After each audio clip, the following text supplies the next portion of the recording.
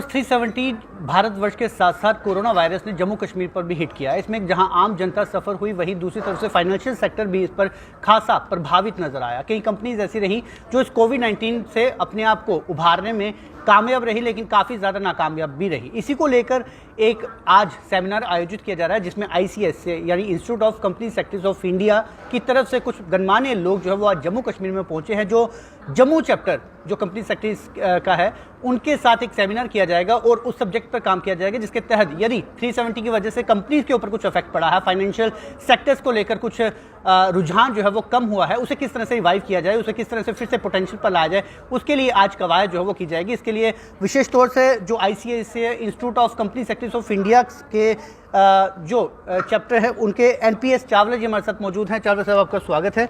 इनके साथ DK पंडो जी हैं, जो कि प्रैक्टिसिंग कंपनी सेक्रेटरी हैं, plus ex director JK bank हैं, और उनके साथ सुनील गुप्ता जी हैं, जो सीनियर कंपनी सेक्रेटरी हैं JK PDC के। चावला साहब, आपसे जानना चाहूँगा कि जिस तरह से मैंने अपनी भूमिका बांधी है कि पोस्ट 370 और जो कोरोना वायरस रहा है उसका कंपनीज के ऊपर भी इफेक्ट रहा होगा, किस तरह से इसे रिवाइव किया जाएगा और क्या आपको लगता है कितना अफेक्ट इससे रहा है कंपनीज के ऊपर?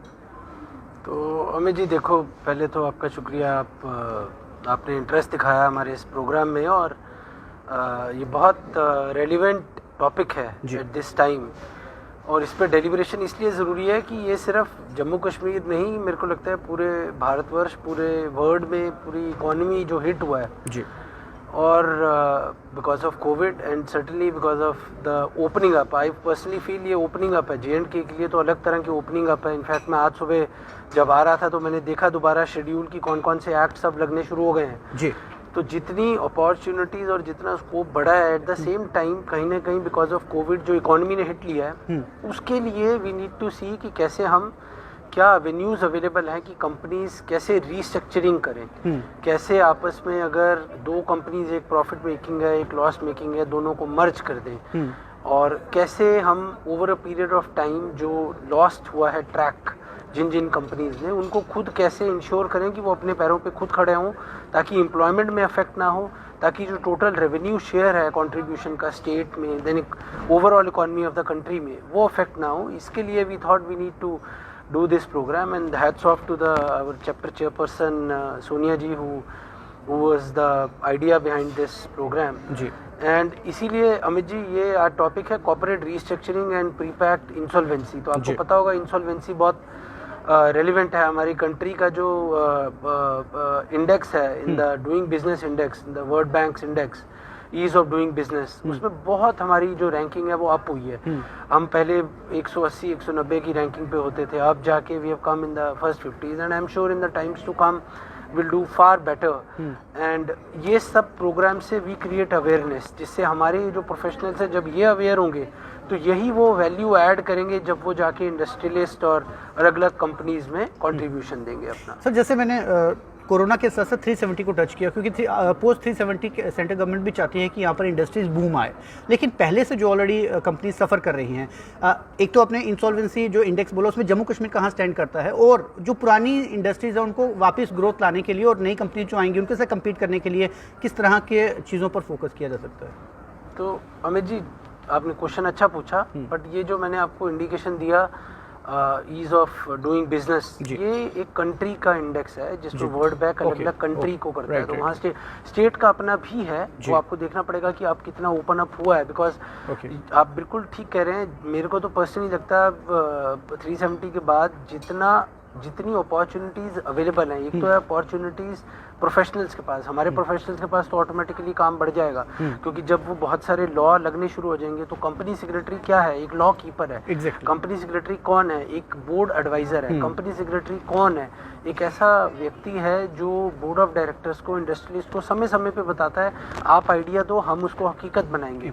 आपने एक आइडिया लिया जो हकीकत में आप कन्वर्ट कर ही नहीं सकते, तो वो आइडिया ही रह जाएगा, पर उसको actual with in the four corners of law में उसको ढालना और उसको इम्प्लीमेंटेबल बनाना, वो एक कंपनी सेक्रेटरी का काम है। इसलिए मुझे लगता है, जब आपने कहा कि 370 के आने के बाद जो इंडस्ट्रीज पहले से ही ठीक नहीं थी, तो उनके लिए ये लॉ बना था, इंसॉल्वेंसी एंड बैंक्रप्सी कोड, जो कि ओरिजिनली जब आया था तो जम्मू कश्मीर पे पार्ट 3 जो था उसका वो नहीं लगता था। पार्ट 3 डील करता है इंडिविजुअल इंसॉल्वेंसी से अमित जी। इंडिविजुअल इंसॉल्वेंसी का मतलब है अगर आप तो नहीं बट कोई मानो एक तीसरा प्राणी दिवालिया हो गया। इंसॉल्वेंसी का मतलब है दिवालिया हो जाना। ये बड़ा पुराना है।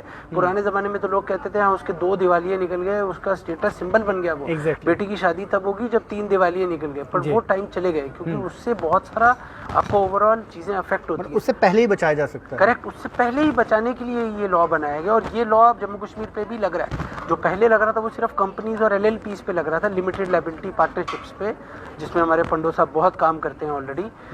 तो अब आज की डेट में जब ये अमेंडमेंट हुई है तो उन्होंने पार्ट 3 जो है, जो अभी इंडिविजुअल इंसॉल्वेंसी का लॉ शुरू होना है पूरी कंट्री में, अभी सिर्फ ये कंपनी और LLP पे ही चल रहा है। पार्टनरशिप फर्म और इंडिविजुअल्स पे शुरू होगा। तो जैसे आपका कोई दोस्त है, उसको ऑलरेडी उसने कोई डिफॉल्ट कर दिया, उसने किसी को पैसे देने हैं वो नहीं दे पाया, तो या तो वो खुद ही चला जाए या उसका जिसके पैसे देने हैं वो ले जाए उसको कि भैया इसको बोलो इस तरीके से पैसे देगा, एक उसका रेजोल्यूशन प्लान बनाया जाए, उसका एक पेमेंट शेड्यूल बनाया जाए और उसको बताया जाए कि इतना पैसा तेरा माफ़ हो गया, ताकि पैसे रिकवर भी हो और वो आदमी अपने पैरों पे दोबारा खड़ा हो पाए और उसके अगेंस्ट जो बाकी लिटिगेशन है वो रुक जाए। अदरवाइज तो क्या होगा, मरते हुए को और लोग मारते रहेंगे और वो जो नहीं भी मरा उसका बिजनेस खत्म होकर ठप हो जाएगा जी।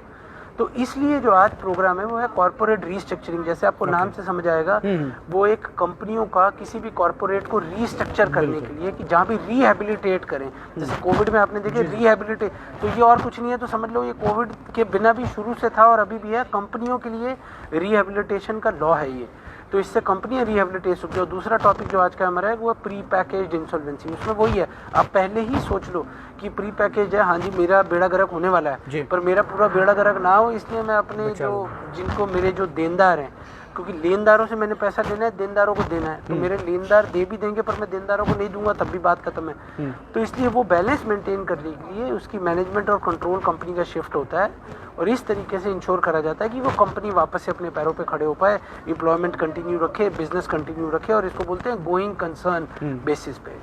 चलो सर, लास्ट क्वेश्चन है कि जम्मू चैप्टर में अभी आपके 24 मेंबर है, आपको लगता है वैक्यूम बहुत ज़्यादा है, संख्या जो है वो और ज़्यादा बढ़ सकती है?